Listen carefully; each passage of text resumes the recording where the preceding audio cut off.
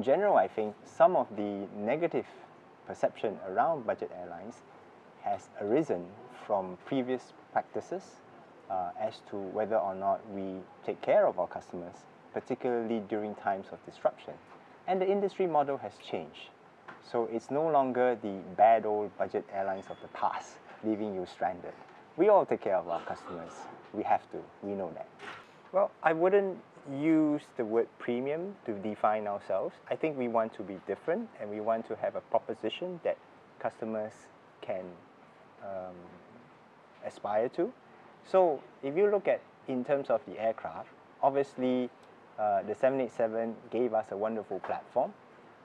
Now that we are a much larger airline, we can't be flying all wide bodies. The nature of the business is that we have to fly narrow bodies to some destinations. But even within the narrow body space, we are going to get brand new technology aircraft as well, which is the A320neo, which will replace our older generation in the years to come.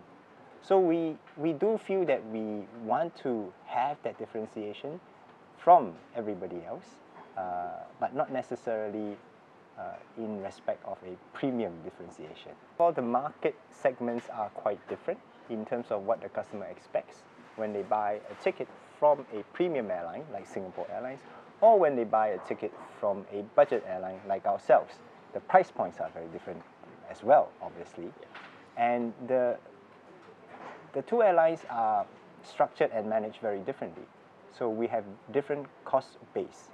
It would not be possible for Singapore Airlines to achieve the same cost base as Scoot, and therefore it would be difficult for Singapore Airlines to target the budget segment of the market.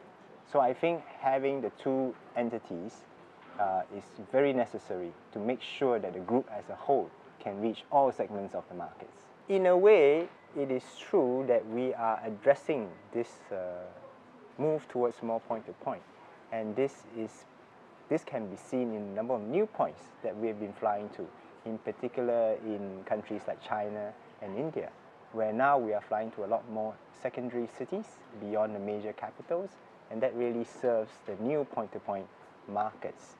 Now, overall, I think that there will always be a value proposition for connecting hubs, because there is going to be a limit to how many point-to-point services you can have.